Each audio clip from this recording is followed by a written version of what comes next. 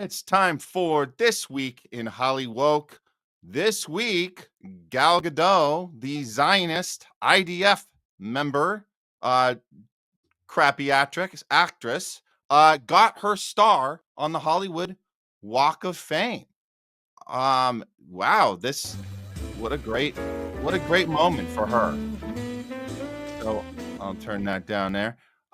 There she is. There's Gal Gadot on the Hollywood Walk of Fame getting her star.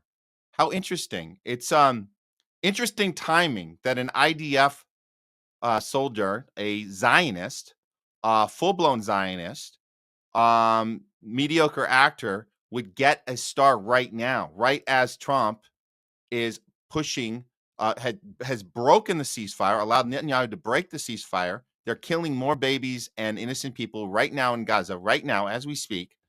The movie Snow White bombed like crazy, and they chose right now to do this. Very interesting timing. Hollywood Reporter, look at this. Gal Gadot receives her star on the Hollywood Walk of Fame today. Oh, good for her. Well, let's see some of the responses. Here's Sabby Sabs. How does Gal Gadot get a star on the Hollywood Walk of Fame? And some actors with more experience had 25 years. 25 years. Think about it. Great point, Sabby. Nick Cruz, Revolutionary Blackout, friend of the show. Gal Gadot acting is so painfully bad. And this is from Discussing Film, who says Rachel Zegler, who is the other lead in the show, in the movie Snow White, claimed, I guess they say she delivers a powerhouse performance. She is the pro-Palestinian actress paired with the Zionist actress Gal Gadot, who delivers what could be her worst performance, which is saying a lot because she's not that great, guys. She just really isn't that great. Now, other non-great actors have gotten their star, but as Sebby Sabs points out, they kind of need to put in some time. They kind of need to put in about 25 years, which is a good call, Sabby. And then down here at the bottom, we have a pro-Palestinian account. N. Faroki says, I can't believe we just openly accept the celebration of a genocidal monster. Yeah. People hate on Gal Gadot for no reason. Gal Gadot, there she is. There she is, signing up for duty, signing up for baby killing duty, murdering duty. Good for her. Look at her. Wow. She can play the hero, Wonder Woman, and then she can also play the villain. She's good. She's very diverse, guys. Very diverse. Extremely diverse. And then here is what actually happened here on Hollywood Boulevard at the Walk of Fame ceremony. I'm sorry, but why the fuck is Gal Gadot getting a star? She's one of the most terrible actresses Hollywood has ever produced. And Variety puts this out. Protesters gather at Gal Gadot's Hollywood Walk of Fame ceremony. There was some pushback. We hope there was some pushback. I wasn't able to find too much of it, but at least these people showed up. There was a little area away from her. They didn't want her getting too close. But here, let's look at, there's a couple seconds of footage we did find for you of the pushback. Here we go.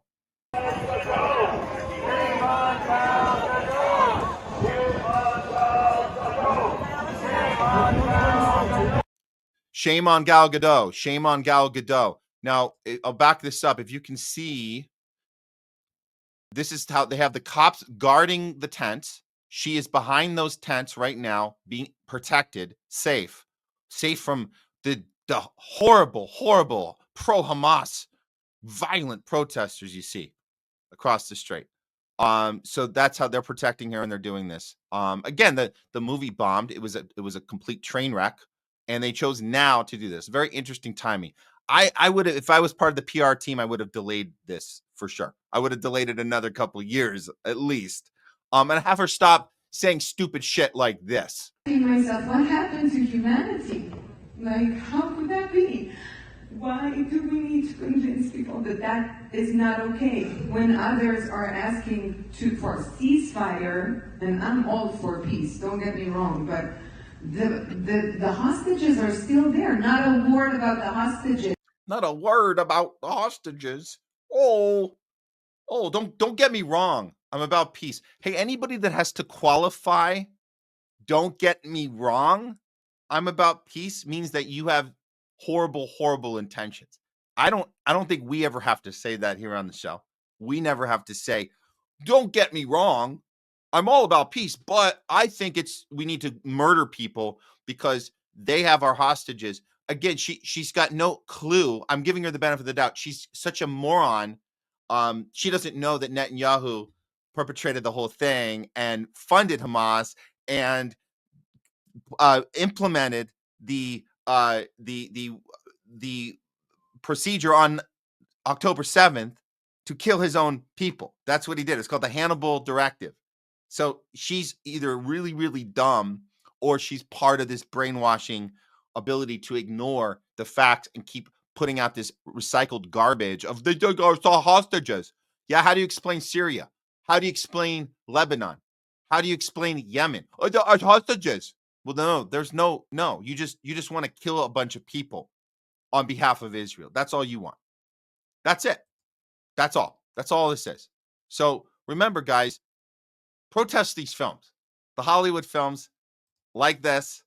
I love this. This was awesome. Zionism is an anti-Semitic death cult. Boycott Zionism. Great job, whoever put this one together. Yeah, we ain't seeing this film. We also didn't see Captain America 4. Don't plan on it. Hollywood is horrendous right now. And we're equating this with wokeism because there is an element of get with the program. There's things we can be upset about. We'll email you when it's time to get in the street. And you can see the people that show up there, they didn't get that email because it's not time to get in the street. We have to celebrate Gal Gadot. And that's why this is so woke as hell. They'll email us when it's time to get in the street for Black Lives Matter. They'll email us when it's time to get in the street for SAG-AFTRA WGA. They'll email us when it's time to protest Trump and MAGAs and say, let's lock everyone up from January 6th. They'll email us about that. But when it comes to Palestine, when it comes to this stuff, no, they will not acknowledge it at all. It's pretty sad. So yeah, boycott Zionism for sure. Moving on this week in HOLLYWOKE, we have another story that broke. And this was brought to my attention on my personal feed here in Hollywood. I wanted you guys to see this. You remember the film that won Best Documentary? The only thing that came good out of the Oscars was the Best Documentary. That was awesome. This, unfortunately, is a film to counter that film. And I'm going to read this. This came out from Slate, and this is not good news. A new documentary takes on the rise of American anti-Semitism. Its logic is all too familiar. The name of the film is called October 8. And it helped me to understand what's really going on with Mahmoud Khalil. Yeah, right. What's really going on? How are you spinning this to make us think that this guy, a green card holding citizen, not a visa, by the way, green card holding citizen, needs to be wrongfully arrested and imprisoned and deported? You tell me how that makes any sense and why watching a movie called October 8th with this complete propaganda, I can't wait to see it so I can tell you guys how horrible it is. But let's hear more of this article. So this is in Miami Beach, and this is horrible. Horrible that last week, the mayor of Miami Beach threatened to shut down a movie theater that was showing the documentary, the best documentary, No Other Land. This is again, the good news that came out of the Oscars, which was an Israeli and Palestinian team-up film. It was a team-up film to tell the story about the occupied West Bank pre-October 7th, showing the history of the Palestinians being occupied illegally by a military state of Israel, by an ethno state, by what it is. The latest in the series of attacks on the film that have escalated since it won the Oscar. So the mayor on Tuesday sent a newsletter denouncing the film as a false one. Okay, so you're saying an Israeli-Palestine documentary is a false one-sided propaganda attack. That doesn't make any sense. It's an attack on Jewish people. No, it's not. It's an attack on the Israeli military ethno state. That's what it's an attack on, not the Jewish people. So he destroys this movie theater. He introduces legislation to terminate the lease of South Beach Cinema, the one that was renting the space, to show this film, and cancels a $40,000 grant So they can't function anymore as a theater because they wanted to show no other land. So they're calling this a pro-Hamas terrorist propaganda, while another labeled it as a propaganda-driven one-sided narrative, blah, blah, blah, falsely depicts, blah, blah, blah, Israel. No, falsely depicts Israel as the aggressor. No, that's not false. That's accurate. And again, it's an Israeli-Palestinian combined documentary. They made it together because they're allowed to critique your own government. That's what you're allowed to do. And that's why Israeli filmmakers made the film with the Palestinian filmmakers. That's what happened. So here's what happened next. Meanwhile, a mile away at the Regal South Beach, another documentary opened Friday without controversy. This one is in more than 100 theaters right now. It's called October 8th, and it chronicles the rise of anti-Semitism in the U.S. following the Hamas attacks on October 7th. So this movie took in more than $200,000. Again, there's nobody's shutting this down. They're allowing it to be out there, spewing this fear campaign that the biggest problem we have in our country and our planet is anti-Semitism, which is a complete farcical notion of bullshit Zionist propaganda. We know this 100%.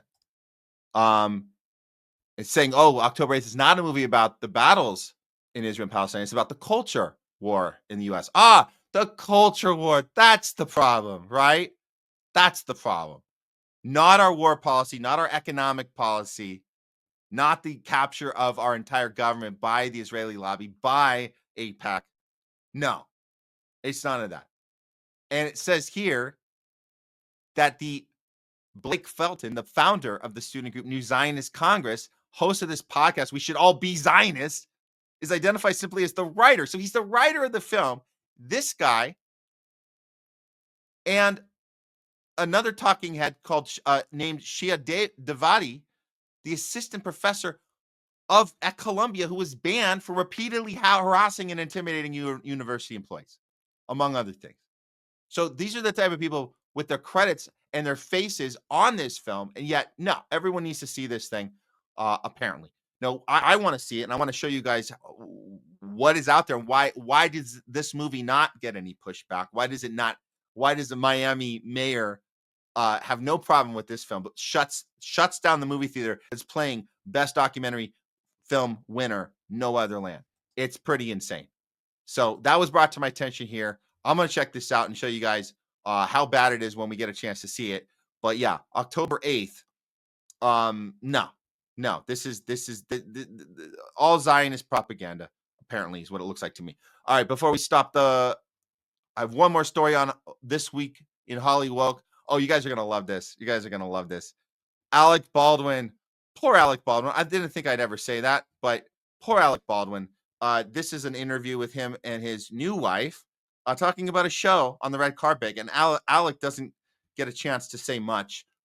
This is kind of cringy, guys. Just going to play this out for you, and just be happy if this is not you or nobody you know, or if it is you and somebody you know, they might need some intervention and some help, some support, real support right now. If this happens to anybody you know or to you, you might need to get some counseling and some support. So poor Alec Baldwin. Here we go. Hilaria show. No. I think we're gonna see. We're gonna see how it feels to have it be out there. It's gonna be great.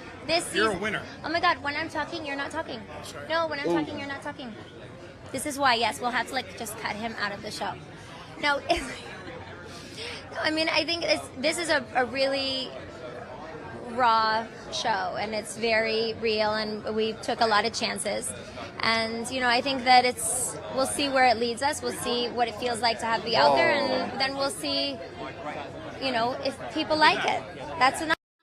Oh, again, I never thought I'd be saying this, but poor Alec Baldwin. Poor Alec Baldwin. And that is this week in HOLLYWOKE.